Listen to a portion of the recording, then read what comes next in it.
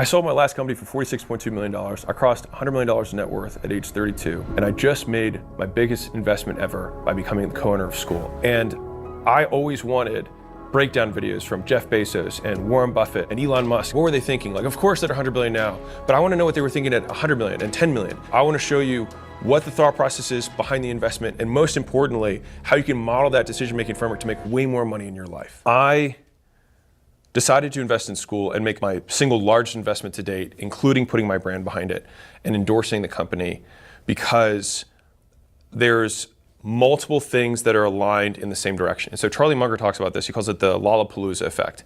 And so usually when you get these like massive, explosive growth opportunities, it's not because of one thing. So a lot of people want to have a silver bullet. So it's kind of like a silver bullet fallacy. It's thinking that there's this one big thing that if we just do that, then everything else will work. And more times than not, it's the 100 golden BBs, no silver bullets. It's 2, 3, 5, 6 things that all have an incremental boost, but when you multiply all of them together, create this insane outcome.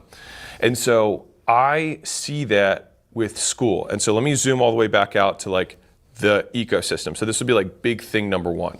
If we look at the education industry, so let me show you some math real quick. Education globally is 10 trillion. Big. All right. US is 1.3 trillion. Still very big. Now, this is split between two things. You've got formal education, so that would be like 2-year and 4-year degrees. And right now that's around, depending on the source, 850 billion. And for those of you who Google and find out that it's 863, or another source says 842, it doesn't matter, because in this type of stuff that we're talking about big forces and we're talking about directional correctness. But it's around 850 billion for formal education.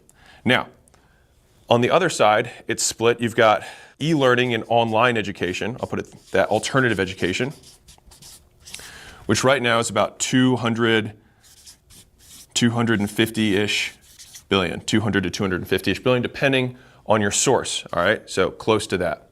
Now, here's the really interesting thing about this, and this will relate to why I'm betting really big on Skool, or at least one of the reasons, is that this one is shrinking by 6% per year.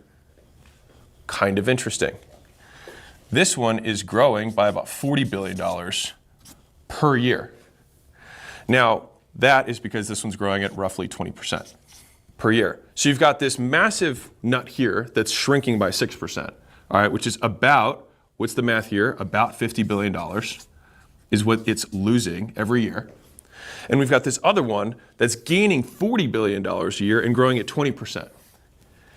So when I see these two things, and I see this big overall industry in terms of 1.3 trillion, 1.2 trillion, whatever, I see this as actually a crisscross. So formal is continuing to go down, and alternative, or e-learning, et cetera, is continuing to go up. And so it's almost the exact amount that this one loses every single year is almost the same amount that this one is gaining every single year. And so that underpins a shift in buying behavior. People are seeing more and more that formal education doesn't give the return that it was promising. And people are able to learn skills directly that can contribute to them making more money and being able to contribute in society, feed their families, pay their rents, pay their mortgages, and ultimately just live productive lives.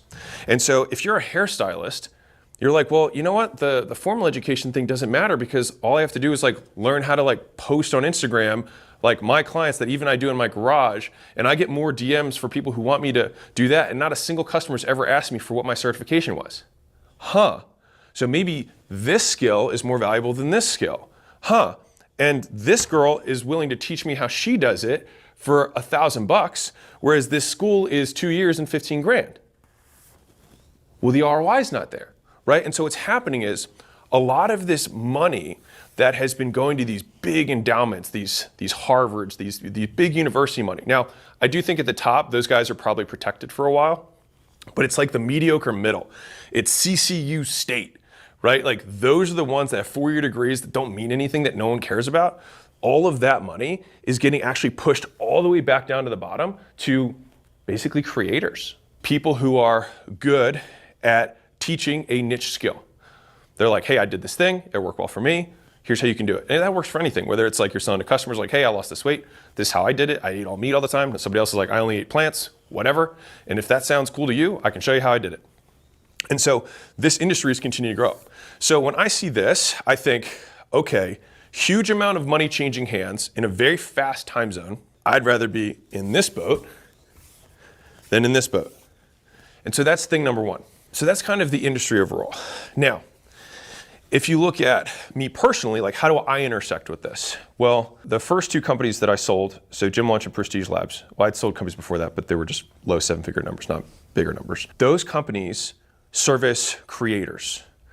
And as somebody who came from first a direct response marketing background and selling media and licensing to brick and mortar gyms, I'm really familiar with this model. Like there is no university for gyms. And so I did my best to create that university for gym owners, because if you went to school for being a gym owner, you'd make a heck of a lot more money than if you just went to school for like business and then opened a gym. I have lived through this huge shift in wealth because like I started, I think when I was 27 years old, I think we took home $16 million in income, just capitalizing on this trend. And so I know that that money is out there and people are starving for information that they can actually use to feed themselves. And so I have the big trend data that I can see on the charts and the big fancy finance people, but I also have my personal anecdote of having experienced that huge amount of wealth coming towards me. So that's thing number two. Thing number three is, where do I fit in with this ecosystem? And so my audience, for the most part, is split between business owners and people who'd like to start a business. My whole mission with making the content that we do has been to make real business accessible for everyone. And so early on for me, I didn't have a lot of mentors and help. And so I just looked everywhere I could to learn this stuff. And I learned a lot of it the hard way. One of the reasons that I put this stuff out there is that also some of the sources that exist out there are just honestly false. Like they are teaching things they have not done. They're regurgitating content from other people and getting key points wrong because they don't know why it's right to begin with, and just basically leading people astray. And I actually don't think it's malicious. I think they just want the views, they want the likes, they want the ad revenue, whatever. And like, I don't blame, whatever. I would like to at least put stuff out there that I know, like I have done this and I have done it many times. And so if you follow this process, whether you're a good person or a bad person, it will probably work for you. And so my audience knows that my whole goal has been to make real business accessible for everyone. And so if we're thinking, okay, Alex, you could have promoted, I don't know, pick something, drop shipping. Like there's a lot of different things I could have done, but why Skool particularly? Well, because the mission of Skool aligns with my personal mission, which is to make real business successful for everyone. They want to, like Skool wants, myself included now, I'm a co-owner, want to make business fun and easy for everyone. And so I spent 6 months talking to the founder about like, what do you really want this to become? And he has a huge, massive vision, and his vision aligns with my vision of how big I think this space really is. If you think about all the different industries that exist, most of them have been disrupted by technology in some way. You've got like Airbnb. So hotels got attacked by Airbnb. Taxis got attacked by Uber. These are the famous examples, right? But there isn't, if you think about it, no one's disrupted education. No, like there's no one place that everyone goes to learn stuff. It's still completely fragmented. And as somebody who's been in that space and understands that space very well and sees the trends, I believe that there will be someone who will take it.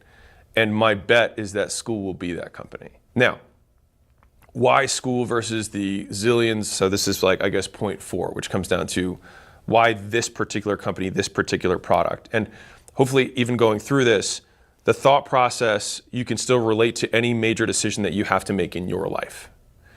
And so why Skool particularly? One of my big litmus tests for something, a product that I'm going to promote, is that I want it to grow on its own. Meaning, if the only way that a company grows is that it advertises, and when it stops advertising, it goes down, I don't like that. I like to have passive growth. And so let's go over here and I'll walk you through it. So there's something that I call the golden ratio in business. You have the percentage of customers who refer customers and the percentage of customers who exit. So these people exit, these people refer, And if the percentage of people who leave every month, so this is 0.1, so 10%. All right, I'll put it as percentages rather than decimals. There you go. Hopefully, bear with me. If 10% of my customers refer me a new customer every month, and 10% leave every month, then my business will stay the same. Now, if 20% of my customers refer me a customer every month, and the same 10% exit, my business, over whatever this interval of time is, will 2x, 2 over 1. And that means that no matter how big I get, the business will consistently double every one of those time intervals.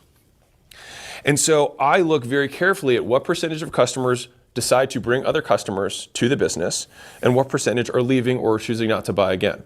And this works whether you're selling physical products, it works whether you're selling software, it works whether you're selling services, it works the same way.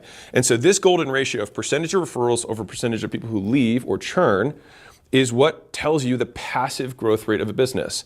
Now, the vast majority of businesses, they've got, let's call it, 2% of people are referring, and they've got, 10% of people that are leaving. And so they have to fill this bucket up with ads or marketing or outreach or whatever it is that they have to do to fill up the top side so that they just don't lose everyone over time. And that's because they don't understand how to build a good product.